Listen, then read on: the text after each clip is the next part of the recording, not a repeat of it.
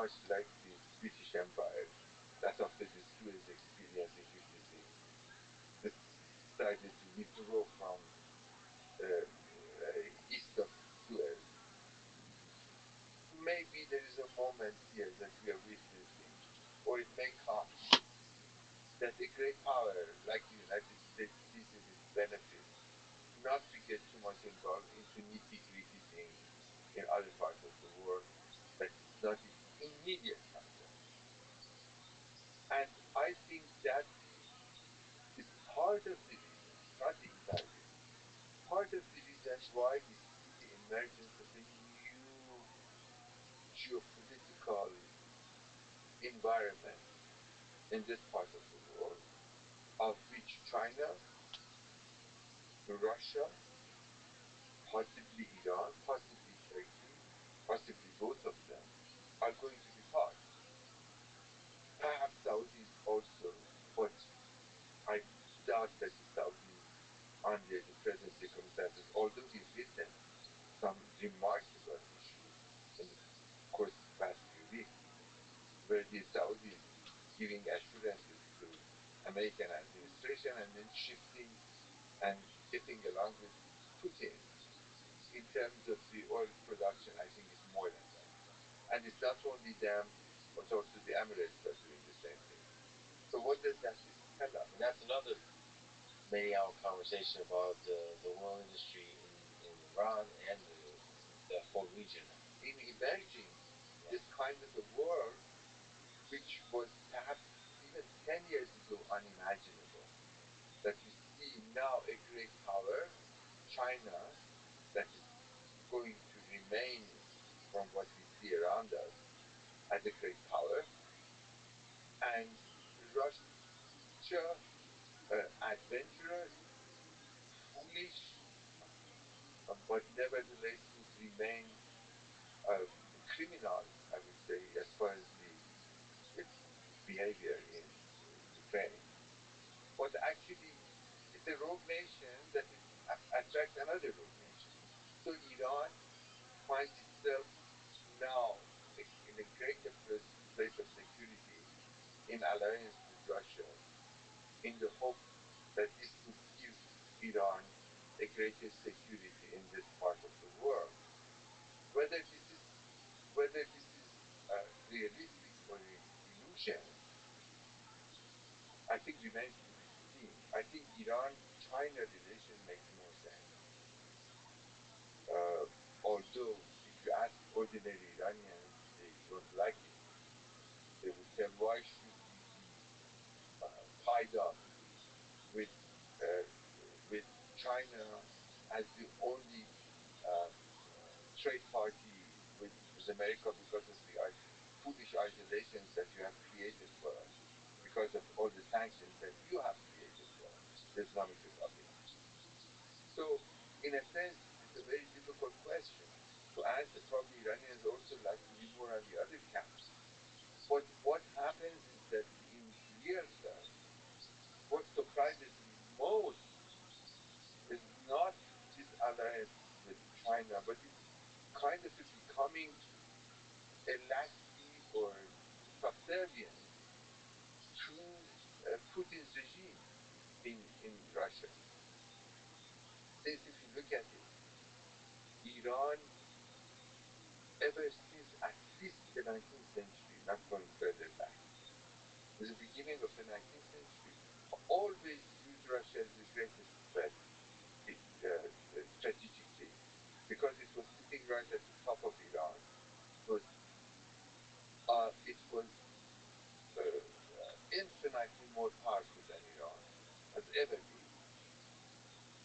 And Iran fought two rounds of war at the beginning of the century, lost the entire Caucasus to Russia, and learned its lesson that you have to be mindful of Russia and you have to keep it as an arm's length.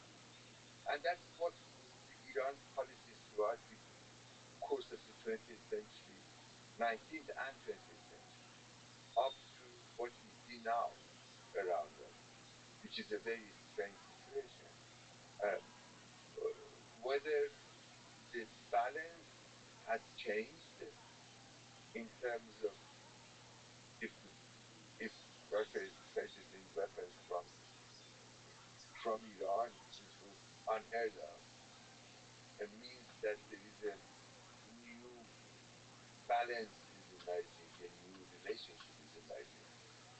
Perhaps remains to be seen, but uh, if you look at the historical precedent, it would have been enormously unwise to be an ally of Russia, given its long history of aggression in Iran. The Russians, part of the reason why actually Iran allied itself with British Empire was the fact that it was so much afraid of the Russian expansion. And as such, I don't know what's going to be the future of this relationship.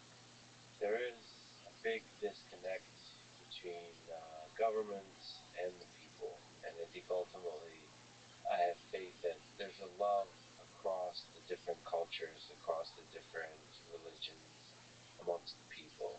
And the governments are the source of the division and the conflict and the wars and all the geopolitics that is in part grounded in the battle for resources and all that kind of stuff. Nevertheless, this is the world we live in. So you look at the modern history we're on, the past few centuries, you look into the future of this region. Now, you kind of implied that a historian has a bit of a cynical view of protests and things like this um, that are fueled, at least in the mind of young people, with hope. If you were to, just for a while, have a bit of hope in your heart and your mind, what is a hopeful future for the next 10, 20, 30 years for Iran? I'm not cynical. I try to be realistic. And I actually may be critical, but I have great hopes in Iran's future for a variety of reasons. I actually did write an article, only the last version of it is going to go out today, um, in which the title of it is The Time of Fear and Women of Hope, which in a sense is this whole coverage about what this movement means that we see today. It may fizzle in a few weeks' time, or it may just go on and create a new dynamics in Iranian society that would hopefully result in a peaceful process of greater accommodation and a greater tolerance uh, within the Iranian society and with the outside world. And I think majority of the Iranian people don't want tension, don't want confrontation, don't want crisis. They, if 40 years they have suffered from a regime that has dictated an ideology that is regressive and impractical, they want to go back to a life in which they don't really create trouble for their neighbors or for the world. And therefore, I would see a better future for Iran. That's for one reason. Strategically or geopolitically, maybe Iran's advantage in a peaceful fashion to negotiate, as is the fate of all the nations, rather than commit itself or sworn to a particular uh, course of Actually, policy. don't have a So question. there's a give So and take fucking as much. the nature of politics, is art of politics, as it's been said. I want the alien, So probably Iran is going to that fucking alien hopefully book. move in that direction. I think there is a generational Notifications. thing. That's the third reason. No matter how much the Islamic Republic tried to Islamicize the Iranian society in its own image of kind of Real God. radical ideological indoctrination, it has failed. It has failed up James to Bond, James Bond. what Alright, we see so for today in what the am I Iranian looking for? streets. There's this fucking book of And alien the Iranian races. population said no to it. And I think if there would have been, and I very much hope there will be, a possibility for a more open environment, more open space where they would be able to speak their views out. Iranians are not on the side of moving in the extreme direction. They are in the side of greater accommodation and a greater interest in the outside world. And if you look at every aspect of today's, besides the government, every aspect of life in today's Iran, you can see that. From the way that people dress, Welcome, how are you? to the way that they try to My lead their God, life, hey. to the way that they're What's good in educating your neck of the themselves woods? or been educated. Huh? What's good with you? Hold on, let me turn your other thing Good move. down. Oh my God, so you are a real I person. am, Brenier. How are you? Good.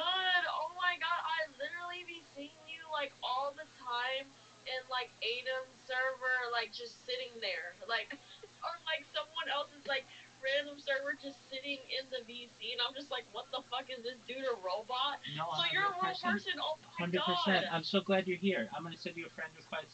Let me tell you a little bit about myself. I am, oh, we're already friends, so that's amazing. I'm Rabbi Rothschild. Yeah, we're friends already. Excellent. I stream my life 24 hours a day, 7 days a week, 365 days a year. As you know, I do so for world peace. I don't want war anymore.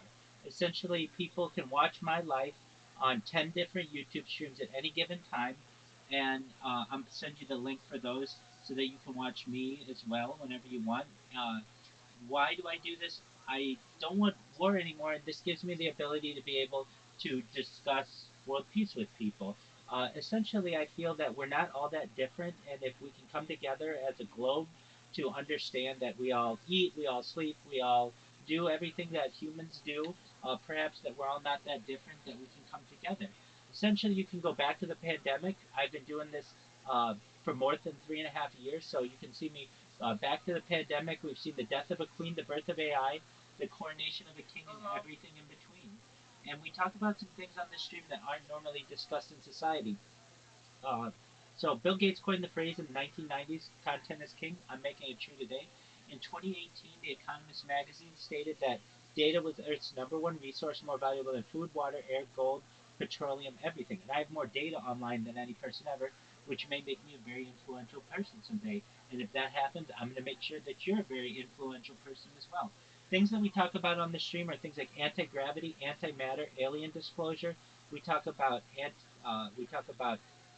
dark energy, dark matter. We talk about invisibility cloaks. We talk about things like um, uh, de-extinction, bringing animals back that were once extinct. People don't know, but the first successful de-extinction took place in the year 2003. Fast forward to the year 2021, a company called Colossal Bioscientific is started in 2003. The first successful de-extinction was on the Pyrenean ibex, which is like a goat. Fast forward to 2021, a company called Colossal Bioscientific has started. They want they have a goal on their website.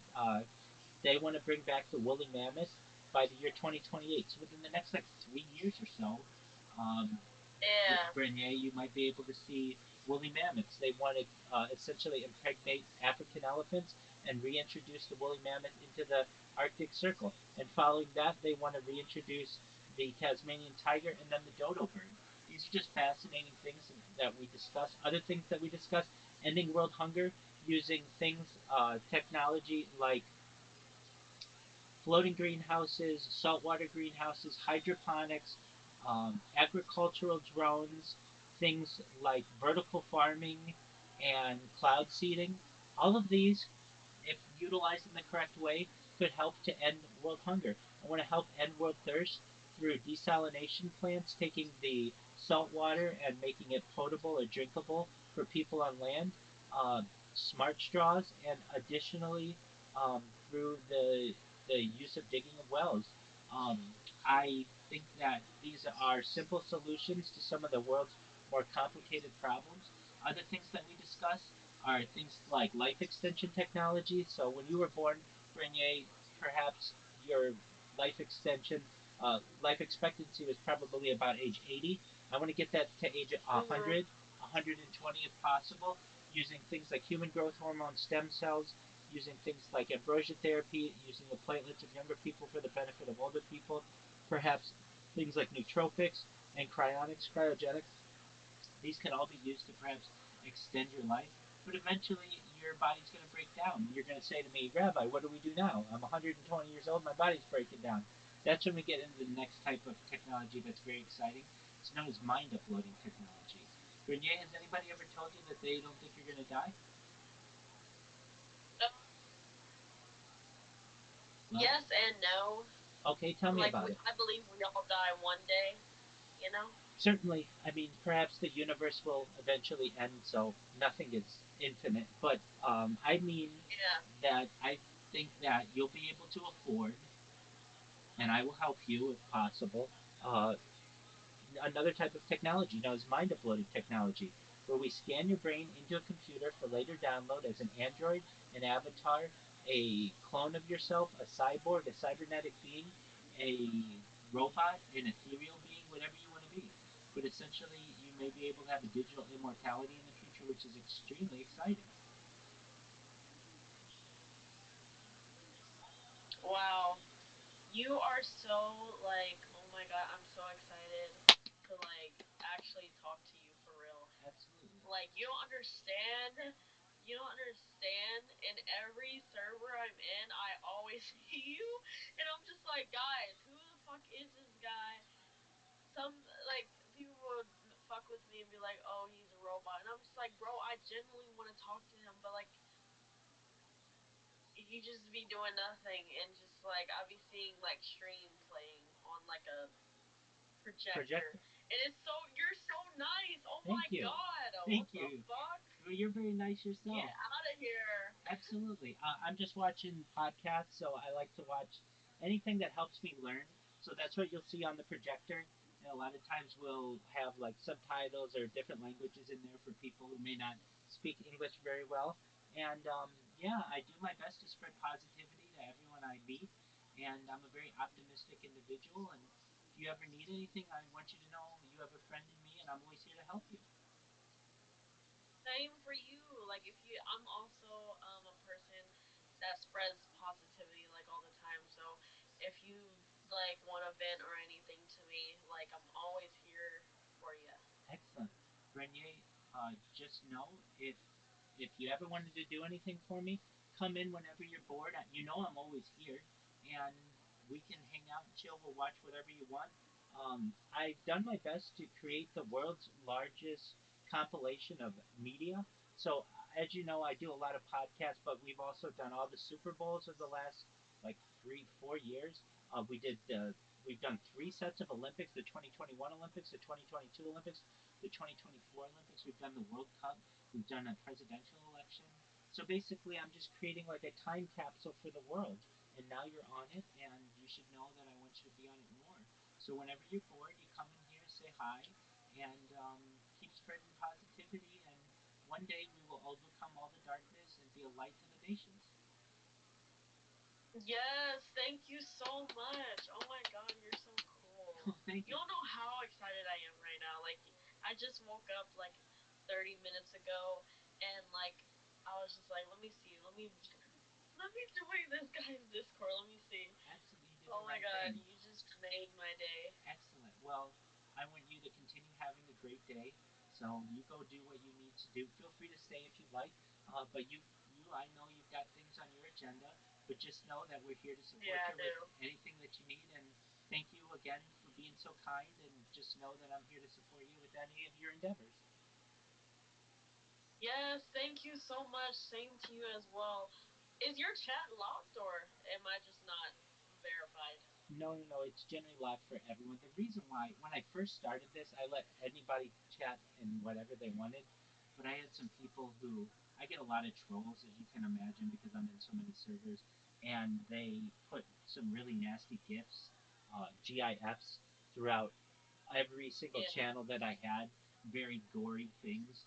And so to avoid people from just going crazy, I lock them. I eventually have a experience an XP system where you do enough talking and then you'll be able to chat and type and all those other things.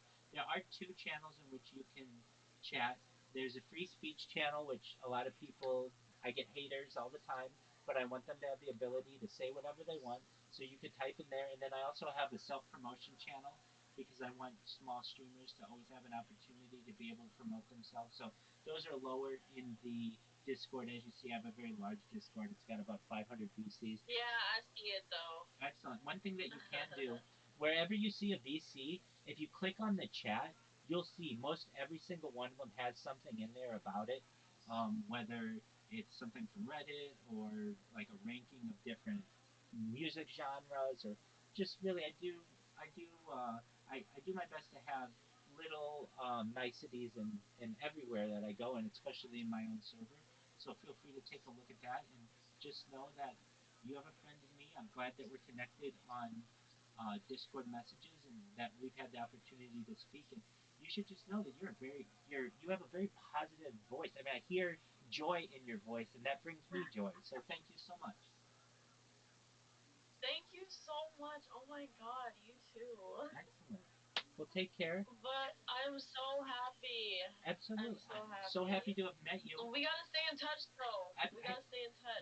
We're connected in uh, the Discord messages, and I'll send you a message if I ever need you for anything. And you always know that I'm in here, and you see me in enough different Discords to know how to get a hold of me. So this isn't the end. This is just the beginning of a beautiful friendship.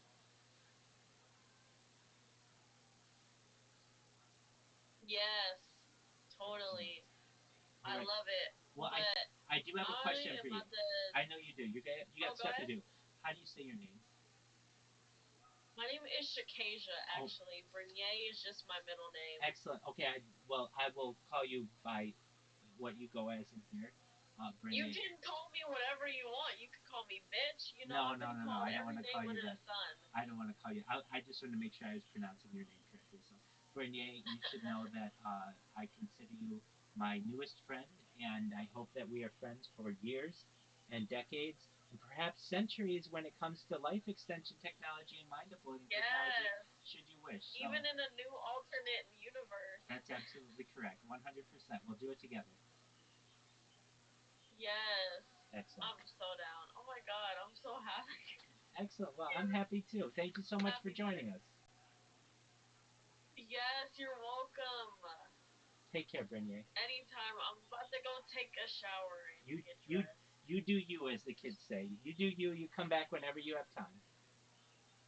All right. Bye. Take care, Brenier. Shout out to Brenier, everybody.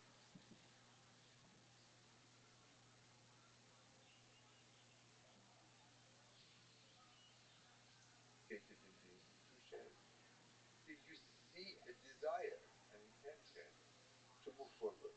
And I'm optimistic. Well, in that struggle for freedom, like I told you offline, all these fucking videos one of my close childhood friends is Iranian. so This beautiful person, his family is a wonderful family. He, on a personal level, is one of the deeper windows into the Iranian spirit and soul that I've gotten a chance to witness. So I really appreciate it. But in the recent times, I've gotten to hear from a lot of people that are currently living in Iran, that are currently have that burning hope for the future of the country. And so my love goes out to them in the struggle for freedom right now. It's so nice of you to say so. All right, what is this fucking and book? I very much hope so. There are moments of despair, and there are moments that you would think that there is no hope. And Species. but then again something triggers, and you see 100,000 people in the streets of Berlin uh, that are hoping for a better future for Iran. And Russians, I very much hope it eventually emerges. Even I'm hoping at the same time there's not going to be a very strong leadership, as it was the case in the past. We started with hope, we ended with hope, This was a real honor. This is an incredible conversation. Right. Thank you for 93 pages. thank you for giving such a deep and Like, why wise isn't there just a thing story of this great nation. One that of the just great says, nations in history. "Hey, dog, you want me to just say this to you?" Yeah. Sitting down to listen. Well, Yeah, a I do, history ass. that, as I've said in the start of my book, I say it's the history of a nation which has learned a Did this huge shit amount download? from the outside world by force of its geography. It was always located somewhere where people would invade, Yeah. or come for trade, or something happened to it that diffused culture, continued to, and they were not afraid of learning or adopting, as they do right now today. This is a very different society. Never a boring moment in its history, as you write about. Thank you so much. This is awesome. Thank you. Thanks for listening to this conversation with Abba Samana. Support this podcast. What'd you think of that Check out guy? our sponsors in the I description. didn't really hear too much of Now, this. let me It leave seemed, you seemed like it with a makes few sense. words from Martin Add to Luther Chrome, King dog. Jr. On every mountainside, let freedom reign. Thank you for listening, and hope to see you next time.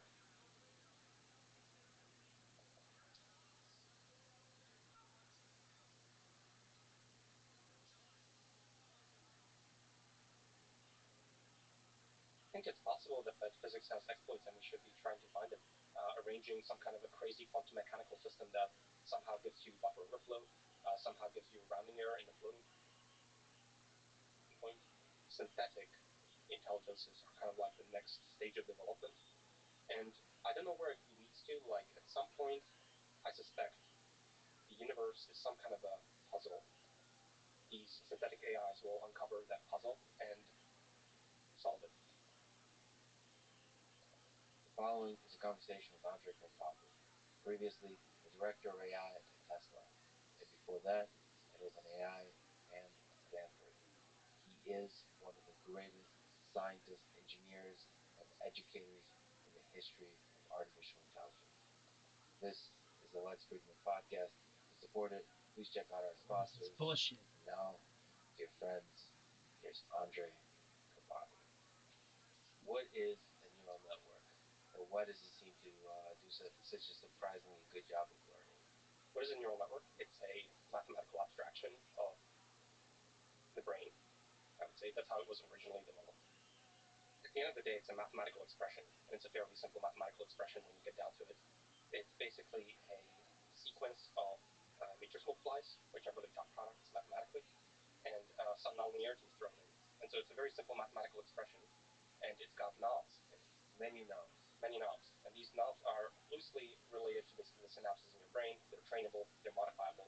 And so the idea is like we need to find the setting of the knobs that makes the neural net do whatever you want it to do, like classify images and so on.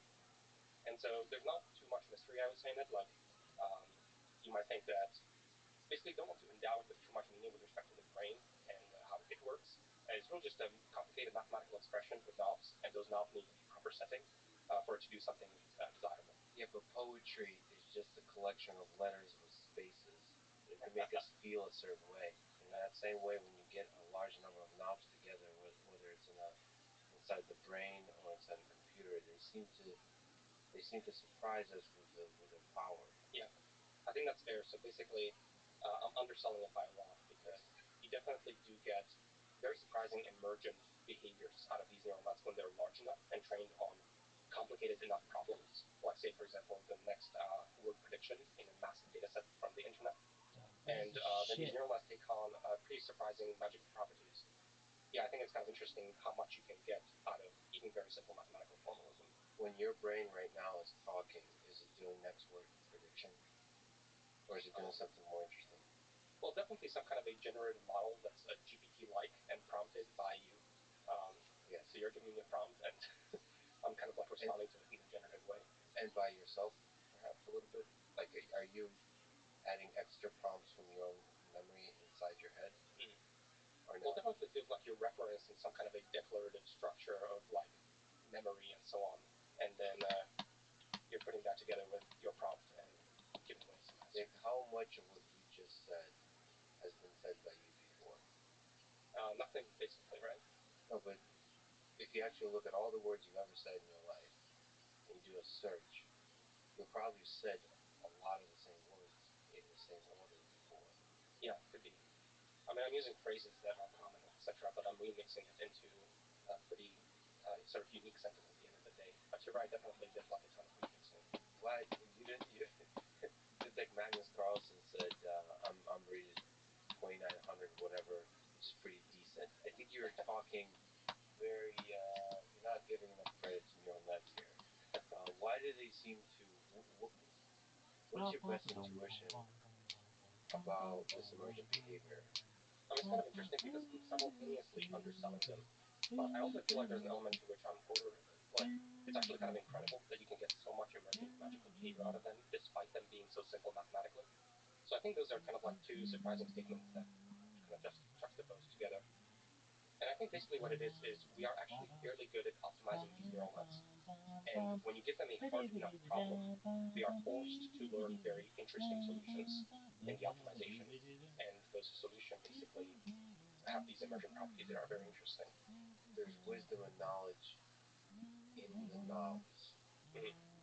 And so, I guess. this representation that's in the knobs, does it make sense to you intuitively that a large number of knobs can hold a representation that captures some deep wisdom about the data it has looked at? It's a lot of knobs. It's a lot of knobs. And somehow, so speaking concretely, one of the neural nets that people are very excited about right now are GPTs, which are basically just next word prediction networks. So you consume a sequence of words from the internet, and you try to predict the next word. And once you train these on a large enough data set, you can basically prompt these neural nets in arbitrary ways, and you can ask them to solve problems, and they will.